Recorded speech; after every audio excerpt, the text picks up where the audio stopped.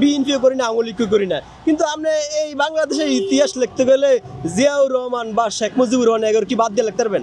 এই সমস্ত কথার কারণে এগো জনপ্রিয়তা আরো কমই। এই দেশের মানুষ তো খায় না। সাদ আব্দুল্লাহ কইছে না, জনপ্রিয়তা থাকলে আপনার লন্ডনে যাইতে হয় না, জনপ্রিয় থাকলে দিল্লিতে যাইতে হয় না, কিন্তু জনপ্রিয় থাকলে সেনাবাহিনী টাঙ্কির মধ্যে হলাইতে হয়।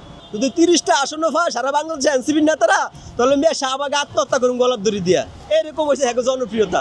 আমি ধরেন না আওয়ামী লীগ করি না বা বিএনপি করি না, কোনো দলই করি না, কিন্তু আমরা এই দেশে ম্যাক্সিমাম 6 কোটি মানুষ আওয়ামী লীগ আছে। আপনি কি হ্যাঁ করে বুড়িগঙ্গা হালাই দিবেন?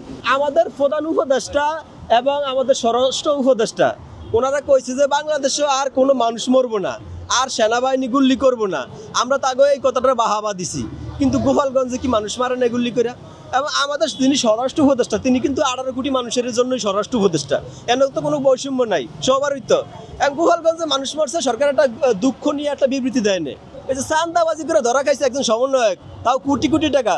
এই আমাকে স্বরাষ্ট্র উপদেষ্টা কয় কি কয়, আমাকে লোক এনসিপির লোক, ওই আমাকে লোক আমি বকা দিয়ে দিছি। কারণ এই বাংলাদেশে ছাত্র সমন্বয়ক এই নামটা একদম ভগবান। ওই আপনারা আমির খানের ফিকি ছবি দেখছেন কেউ?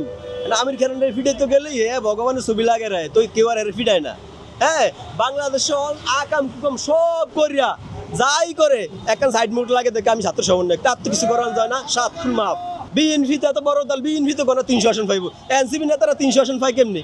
এগো সারা বাংলাদেশে 300টা আসন আছে, একটা আসন নাম করে কইতে পারবো যে এই আসনটা এনসিপির আছে?